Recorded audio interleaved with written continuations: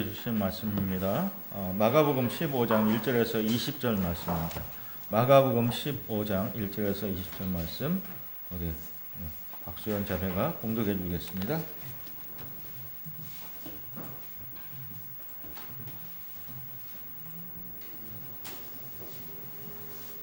새벽에 대제사장들이 즉시 장로들과 서기관들 곧 온 공회와 더불어 의논하고 예수를 결박하여 끌고 가서 빌라도에게 넘겨주니 빌라도가 묻되 내가 유대인의 왕이냐 예수께서 대답하여 이르시되 내 말이 옳도다 하시매 대제사장들이 여러 가지로 고발하는지라 빌라도가 또 물어 이르되 아무 대답도 없느냐 그들이 얼마나 많은 것으로 너를 고발하는가 보라 하되 예수께서 다시 아무 말씀으로도 대답하지 아니하시니 빌라도가 놀랍게 여기더라.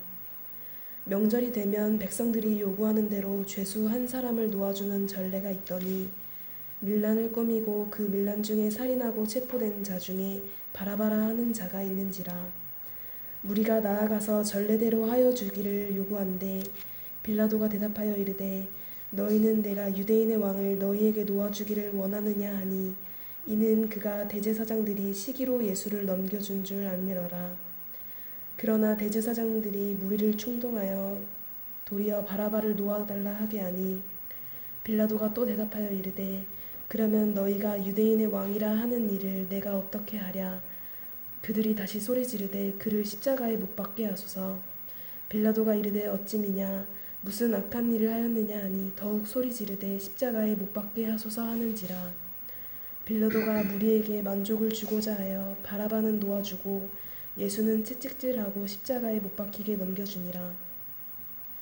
군인들이 예수를 끌고 브라이도리온이라는 뜰 안으로 들어가서 온 군대를 모으고 예수에게 자색 옷을 입히고 가시관을 엮어 씌우고 경례하여 이르되 유대인의 왕이여 평안할지어다 하고 갈대로 그의 머리를 치며 침을 뱉으며 꿇어 절하더라.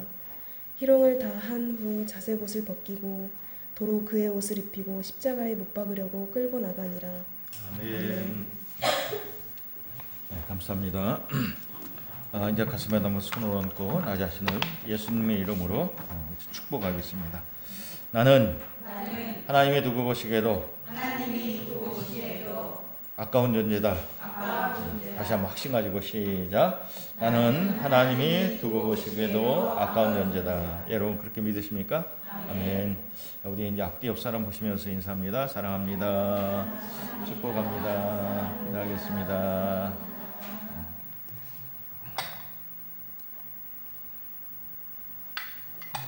오늘도 말씀에 은혜 받으시기를 주의 이름으로 축원합니다. 일당 100으로 대답하기로 해놓고 너무 작은 소리로 대답하시는 것 같아요.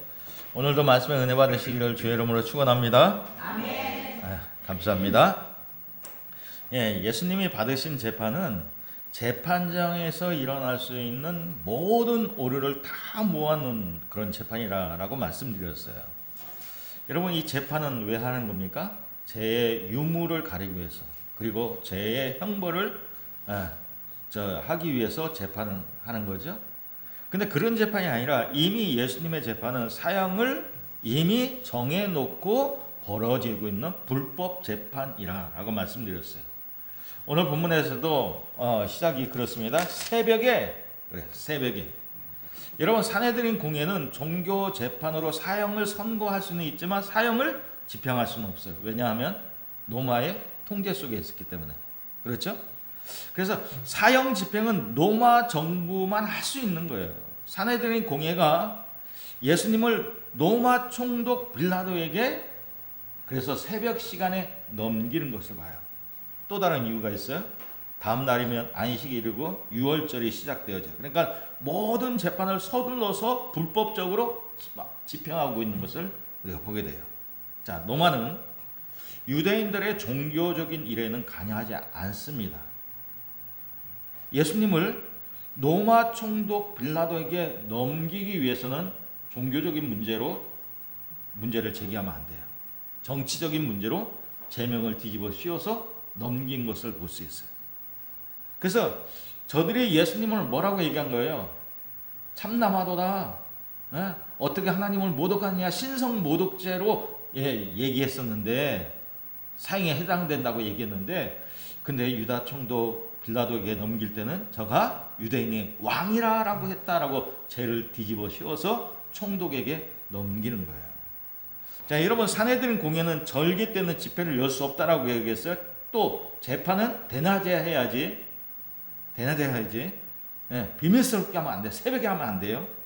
사형 선고를 할 때는 시간적인 여유를 두고 그날 당일날 선고하는 게 아니라 다음날 선고해야 된다라고 말씀드렸어요.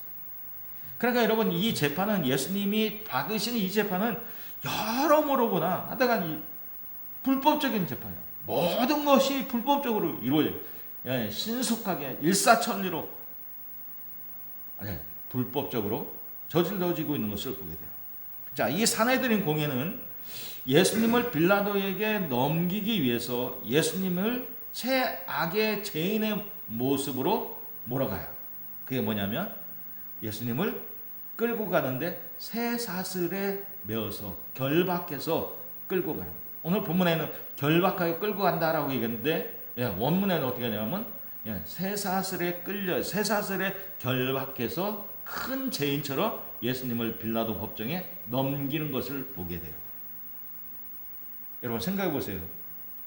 그냥 손목이나 잡고 끌고 가면 아무 죄인도 아닌 것 같대. 근데 쇠사슬에 묶어서 끌고 가면 이거 큰 죄인, 그렇게 느껴지는 거죠.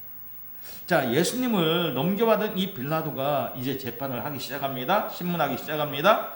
빌라도는 산헤드린 공회가 넘긴 제명을 갖고 예수님 앞에 묻죠. 내가 유대인의 왕이냐? 라고 묻습니다. 예수님은 이 질문에 대해서 내 말이 옳도다 라고 대답합니다. 자, 예수님을 유대인의 왕이라고 하는 제명을 씌워 넘긴 것은, 이거는 빌라도에게뿐만 아니라 로마에게 아주 민감한 문제가 돼요. 왜요? 유대인에게 또 다른 왕이 있다는 거예요. 무슨 말이냐? 로마 황제 가이사랴가 임명한 왕이 아니라 또 다른 유대인의 왕이 있다라고 하는 거예요. 그러니까 이 얘기는 뭘 의미하는 거예요? 로마에 대해서 반란이 일어났다라고 하는 의미가 되는 거예요. 그러니까 여러분, 반란을 일으킨 사람은 어떻게 해야 돼? 사형을 쳐. 우리나라 같은 8쪽을 면하는 거예요. 8쪽을. 그러죠? 그런데 여러분, 예수님은 이 질문에 대해서 뭐라 해요? 내 말이 옳도다라고 대답했어요. 그러나 여러분, 예수님이 말씀하시는 이 말씀은 저들이 얘기하는 것처럼 유대인의 왕, 세상적이고 정치적인 왕이 아니라 영원한 메시아, 영적인 메시아, 영원한 나라의 왕이라고 하는 의미예요. 자, 대제사장들이 또 이 빌라도 앞에서 여러 가지로 예수님을 고발합니다. 자, 여러분, 예수님은 다른 내용에 대해서는 변호하지 않고 침묵으로 일갈하셔요. 우리 지난주에 얘기했죠. 여러분, 사람이 억울한 일을 당하면 당연히 사람들은 어떻게 자신을 변호하게 돼 있어요. 여러분, 억울한 일을 당하는데 변호 안 할 사람이 있어요, 없어요? 없죠. 다 억울한 일을 당하면 다 변호하게 돼 있어요. 그거 좀 켜줘야 되겠다. 선풍기죠. 그렇지. 더 세게. 오케이. 고마워요. 자, 사람은 억울한 일을 당하면 다 변호하게 돼 있습니다. 그렇죠? 그런데 예수님은 빌라도가 생각해도 이상할 정도로 아무런 대답하지 않고 침묵으로 일갈하셨다는 거예요. 자, 우리 5절 말씀 한번 볼까요? 5절 말씀 봅시다. 자, 시작. 예수께서 다시 아무 말씀으로도 대답하지 아니하시니 빌라도가 놀랍게 여겼더라. 빌라도 어떻게 생각했다고요? 뭐 이런 사람이 있나? 아니, 세상에 억울하지도 않나? 그런데 예수님은 다른 거에 대해서 전혀 대답하지 않고 침묵하셨다는 거예요. 왜요? 세상의 모든 죄, 추악한 인간의 모든 것을 다 짊어지고 가시기 위해서, 대신 지시기 위해서 예수님은 침묵하셨다는 거죠. 자, 이사야 선지자는 예수님의 침묵에 대해서 이렇게 예언을 했어요. 이사야서 말씀 한번 봅시다. 이사야서 53장 7절. 그가 곤욕을 당하여 괴로울 때에도 그의 입을 열지 아니하였으며 마치 도수장으로 끌려가는 어린 양과 털 깎는 자 앞에서 잠잠한 양같이 그의 입을 열지 아니하였더라. 여러분 누군가 나에 대해서 모함을 계속하는 거예요. 나 하지도 않은 일을 계속 얘기하는 거예요. 여러분 참고 있을 수 있어요? 그저 참고 있을 수 있어요? 뭔가는 한마디는 해야지. 근데 예수님은 마음이 얼마나 괴로워요. 얼마나 괴로워요. 그런데 여러분, 그런데도 그 입을 한 번도 열지 않았다라고 얘기했어요. 여러분, 예수님의 침묵은 포기가 아닙니다. 하나님의 뜻에 순종하는 것이고 우리를 살리기 위한 침묵이었다는 거예요. 그래서 예수님의 침묵은 순종의 침묵이고 어린 양의 침묵이고 구속의 침묵이고 우리를 위한 침묵이었다는 거예요. 자, 여러분, 이 빌라도는 본래 귀족 출신이 아니고 벼락 출세한 사람이에요. 디베리오 황제의 세 번째 아내인 클라우디아의 딸과 결혼해서 신분 상승이 됐어요.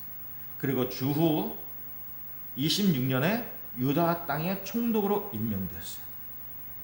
이 사람에 대한 역사적인 평가는 뭐냐면 굉장히 사람이 권위적이고 완고하고 고집불통이라 남의 말을 잘 안 듣는 사람이다 라고 그런 역사적인 평가를. 그런 여러분 빌라도가 봤을 때도 예수님이 죄가 없더라는 거예요. 죄가 없더라는 거예요. 그런 고집불통의 사람이 빌라도가 봤을 때도 예수님이 죄가 없더라는 거예요. 죄가 없다라는 거예요. 자, 그래서 처음에 이 빌라도도 예수님이 죄 없다라는 사실을 알고 놓아주려고 애썼습니다. 그런데 돌아가는 상황이 자신에게 불리하게 되는 거예요. 자신의 안위를 위해서 또 정치적인 희생양이 필요하다라고 하는 것을 느끼게 된 거예요. 이 빌라도가 유다 총독으로 취임 초기에 유다 땅에 와서 뭐 했냐면 황제의 깃발, 황제가 그려진 그 깃발을 성전에 세우고 황제 숭배를 강요하게 됐어요. 그러니까 유대인들이 거기에 반란이 일어나는 거예요. 폭동이 일어나 버렸어요. 또 지중해 연안의 도시인 가이사야 지방이 있죠, 여러분. 총독의 간저가 있는 그 지방. 그 지방에 수문을 만드는데 그 수문 만들 때 성전에 세워진 수문을 만들 때 유대인들의 성전세로 그 일을 충당했다는 거예요.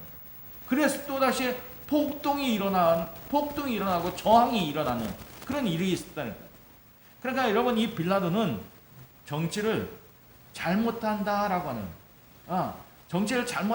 하는 그러한 일들을 계속해서 노마에게 계속 전달되는 거예요. 계속 들어가는 거예요.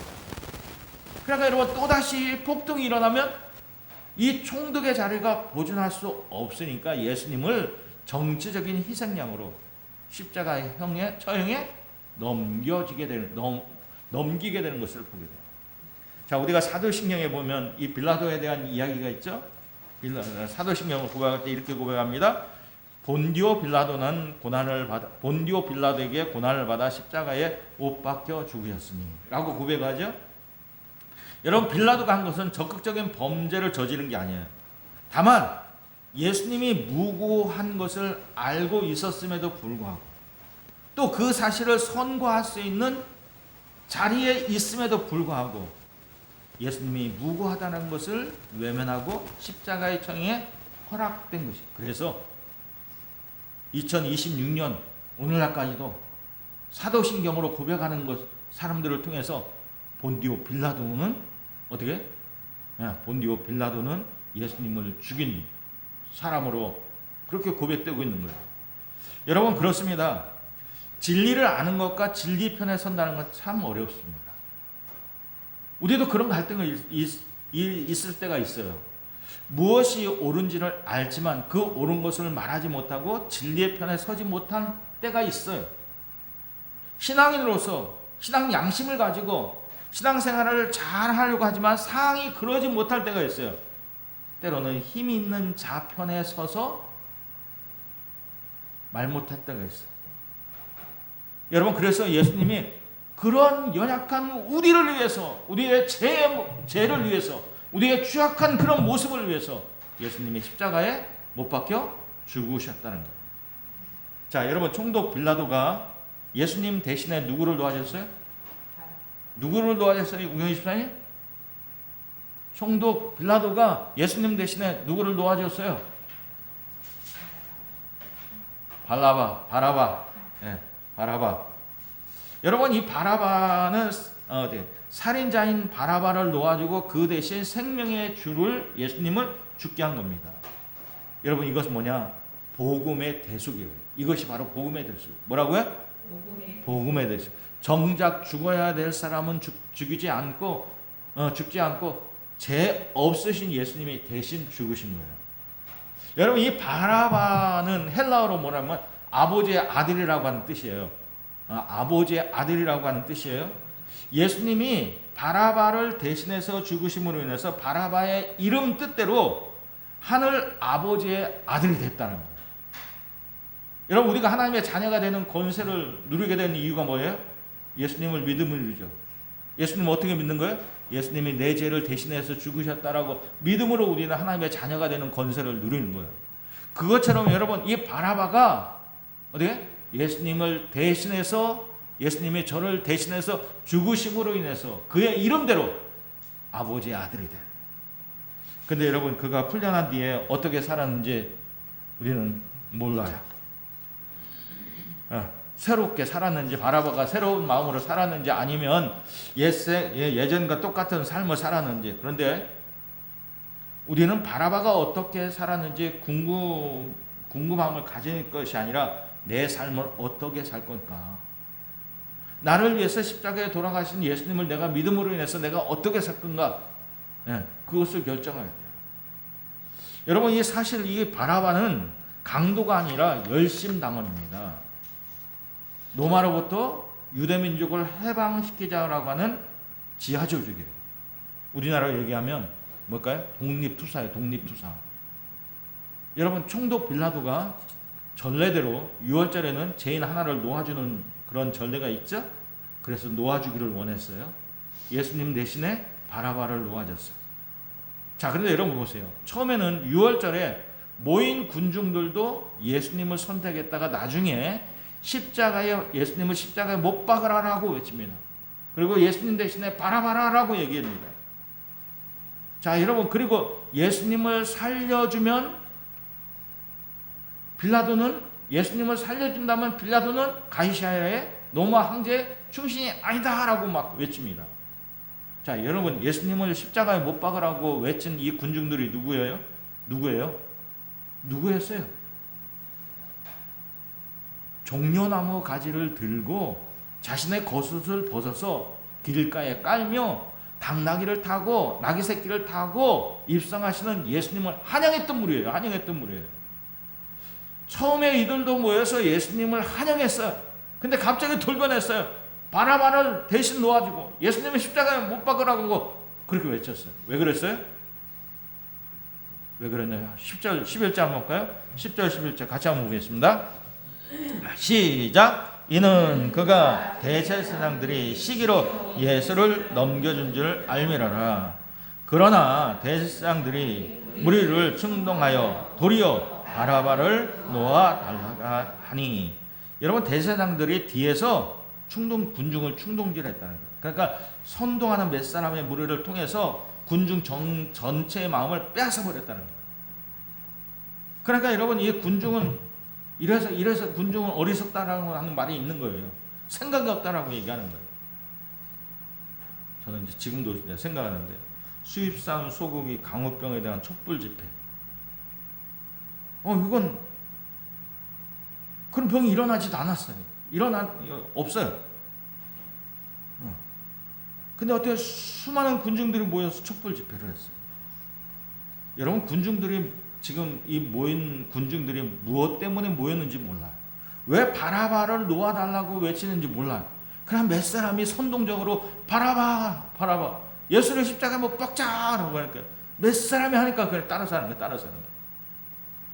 대제사장의 거짓에 노란하고 있는 것을 보게 돼요. 군중들이 이렇게 돌변한 이유가 무엇입니까? 거짓에 설득당한 이유가 뭡니까? 여러분 예수님이 말씀하시는 하나님의 나라는 비폭력 무저항으로 일어나는 나라예요.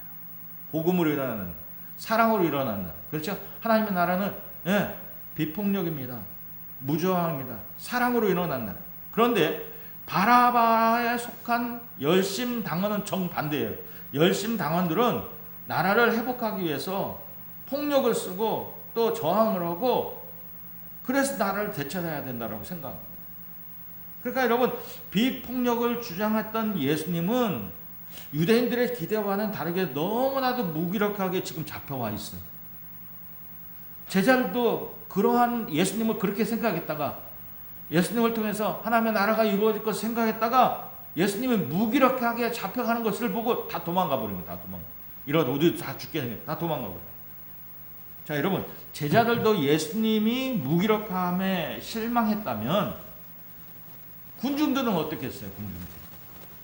예수님에 대한 기대를 잔뜩 가지다가 예수님이 무기력하게 지금 끌려와 있는, 잡혀와 있는 그 모습을 보고 군중들은 더 큰 실망감을 가졌어요. 그리고 그 실망감은 예수님이 아닌 바라바를 대신 놓아주라라고 외쳤다는 거예요. 나라를 찾는 방법은 예수님이 말씀하신 하나님의 나라가 아니죠. 근데 유대인들은 나라를 되찾는 방법은 예수님의 방법이 아니라 바라바의 방법, 열심당원들의 방법이어야 된다라고 생각한 거예요. 근데 여러분, 재밌는 게 뭔지 알아요? 총독 빌라도가 예수님 대신에 누구를 놓아줬다고요? 바라바를 놓아줬어요. 근데 바라바를 놓아줬는데 바라바를 총독 빌라도가 예수님이 아닌 바라바를 놓아준 이유가 뭐였어요? 대신 바라바를 놓아준 이유가 뭐였을까요? 뭐예요? 그렇죠. 밀란이 일어날까 두려워서 바라바를 놓아준 거예요.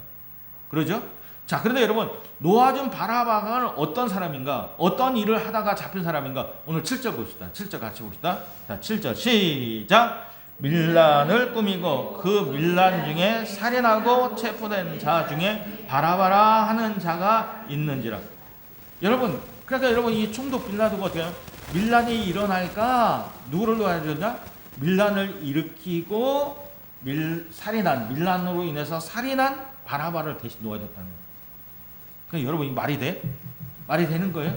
밀란이 일어날까 밀란을 일으켰던 바라바를 대신 놓아줬다는 거예요. 어이상식, 어이가 없는 일이 벌어집니다. 자, 그런데 여러분, 중요하게 생각해야 될 것은 뭡니까? 예수님의 십자가의 사건은 이 바라바에 대한 이야기가 아니라 우리의 이야기라고. 누구의 이야기야? 우리의 이야기. 예수님이 죽으신 것은 바라바를 대신한 것이 아니라 우리 내 죄 때문에 대신 죽으신 것입니다. 근데 왜 하필이면 십자가일까? 다른 방법으로 처형할 수 있는데 왜 예수님은 십자가일까? 여러분, 나무에 달린 자마다 하나님께 저주를 받는다라고 하는 율법의 규정이 있어요. 그러니까 여러분, 예수님이 십자가에 달린 것을 보고 사람들은, 아무것도 모르는 사람들 그렇게 얘기했을 거예요. 봐라, 자 봐라, 하나님께 저주 받은 자다. 아니, 십자가에 달린 예수가 어떻게 메시아가 되겠느냐, 이렇게 말하는 사람들이 있다는 거야. 아무것도 모르는 사람이 봐라, 예수는 하나님께 저주를 받은 것이다. 어떻게 십자가에 달린 예수가 메시아가 되겠느냐, 이렇게 얘기하는 사람도 있다는 거예요. 근데 여러분, 하나님의 저주가 십자가에 달린 예수가 받아야 될 것이 아니라 예수님이 담당하신 우리가 받아야 돼. 우리에게 쏟아져야 돼. 우리가 받아야 될 것이라는 것이죠. 그런데 여러분, 왜 예수님이 받으셨습니까? 예수님이 아니면 그 죄의 저주가, 하나님의 저주가 감당할 방법이 없어서, 그러니 예수님이 십자가에서 엄청난 죄의 형벌, 하나님의 저주를 다 담당하신 겁니다. 우리의 죄뿐 아니라 온 인류의 죄를 다 담당하셨습니다. 여러분, 15절 같이 한번 보겠습니다. 15절 같이 시작. 빌라도가 우리에게 만족을 주고자 하여 뭘 주려고요? 계속 시작. 바라바를 놓아주고 예수는 채찍질하고 십자가에 못 박히게 넘겨지니라. 여러분, 우리에게 만족을 준다라고 하는 이 말의 의미는 우리에게 충분한 것을 행하려 하여 군중을 만족시키려 하여 이런 의미예요. 근데 여러분, 이 의미는 단순한 기쁘게 하다라고 하는 게 아니라 군중이 원하는 수준까지 맞춰주다라고 하는 겁니다. 군중을 무리를 만족케 하다라고 하는 이야기가 군중이 원하는 수준까지 맞춰주다, 그런 의미입니다. 여러분, 빌라도는 이미 예수님이 무죄라는 것을 알고 있었습니다. 죄가 없다라는 것을 알고 있었습니다. 그러나 그는 정의보다도 진실보다도 민심을 관리해야 되고, 총독으로서 민심을 관리해야 되고, 자기의 자리를, 총독의 자리를 보존하는 것이 우리는 더 중요합니다.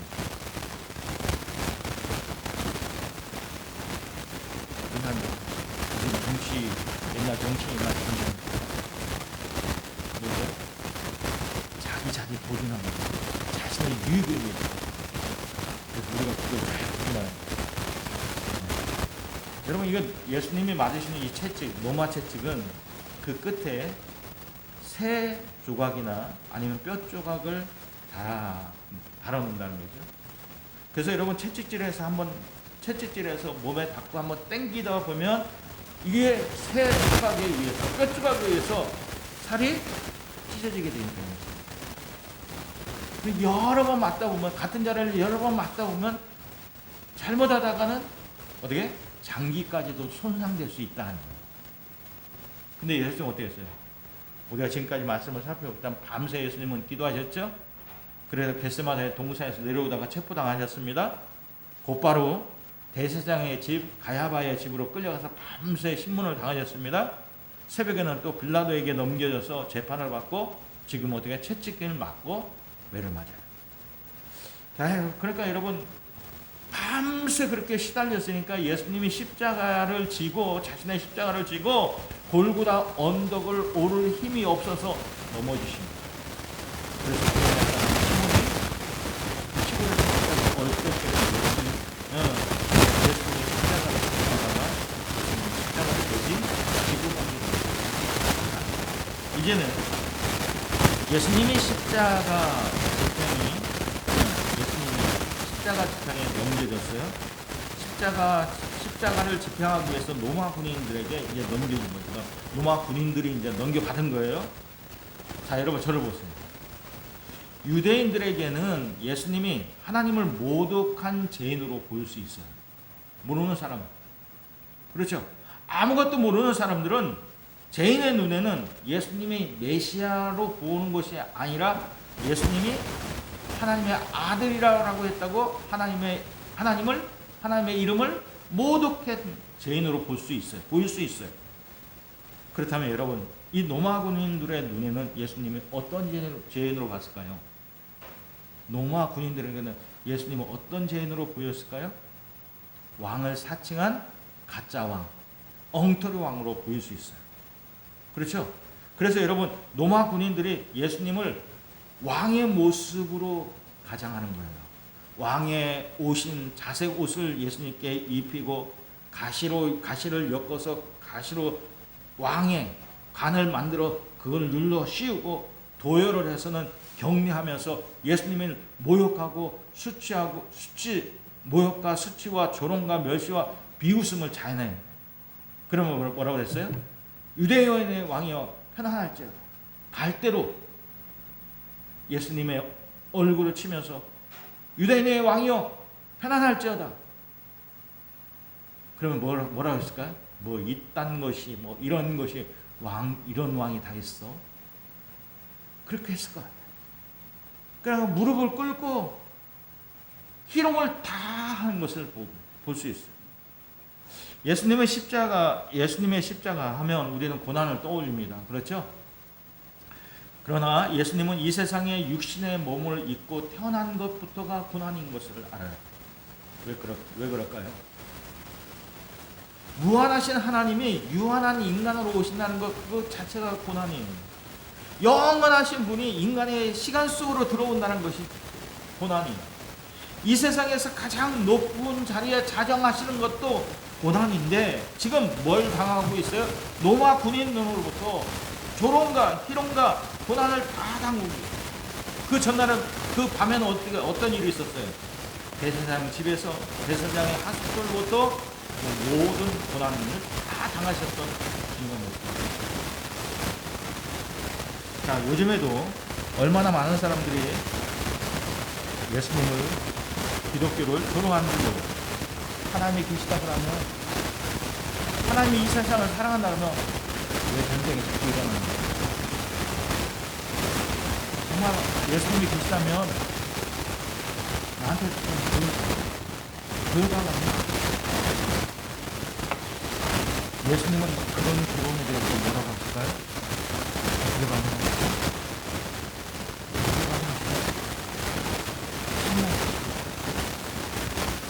예수님은 대제사장의 재판에도 받을 때에도 그랬지만, 또 빌라도의 신문을 받을 때도 그랬지만, 예수님은 여전히 말씀하지 않았어요.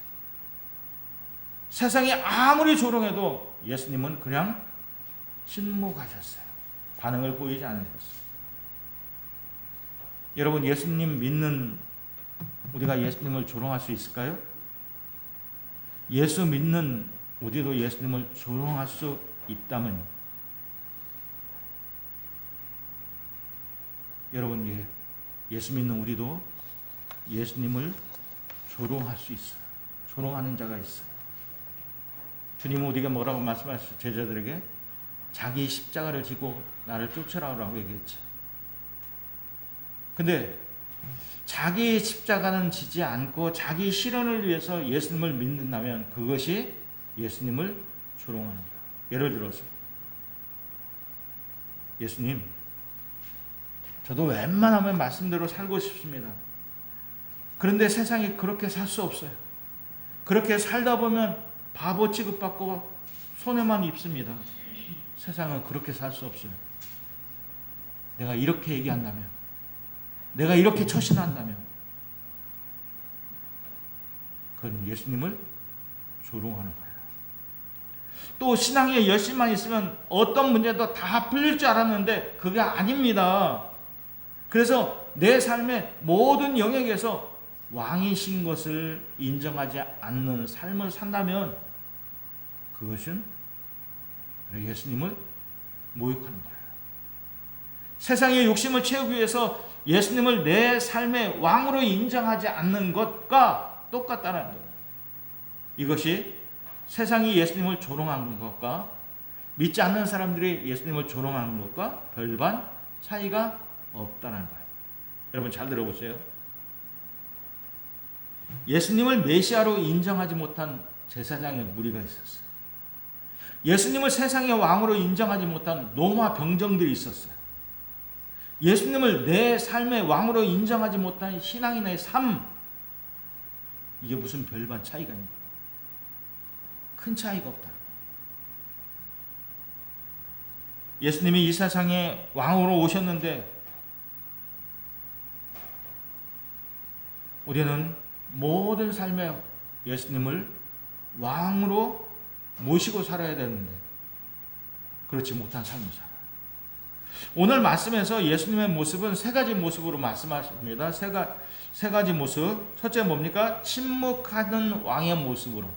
두 번째, 모든 것을 대신 받으시는 왕의 모습으로. 세 번째, 희롱당하시는 왕의 모습으로 오늘 본문이 우리에게 소개하고 있습니다. 왜 이런 모습으로 예수님은 우리에게 말씀하고 있습니까? 우리의 허물과 죄와 우리의 모든 죄악을 예수님이 다 담당하셨다는 것을 보여주기 위해서, 또 우리의 삶의 진정한 왕이 되심을 선포하기 위해서 이런 모습을 우리에게 보여줍니다. 예수님이 내 삶의 진정한 왕 되심을 여러분 믿으십니까? 믿으십니까? 그렇다면 내 죄를 대신해서 왕 대신 예수님을 경배하고 굴복하는 삶이 있기를 주의 이름으로 축원합니다.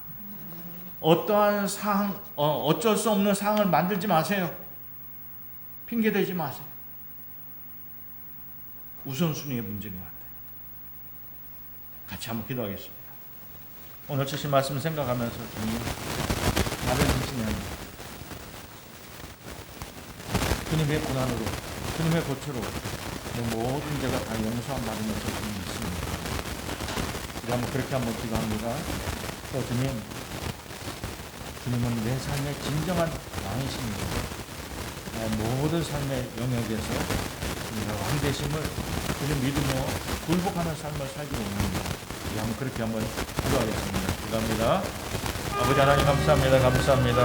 오늘도 주신 말씀 받으며 생각하면서 주님 우리를 위해서 아버지 그 모든 고난 고초로 아버지 다 당하셨는데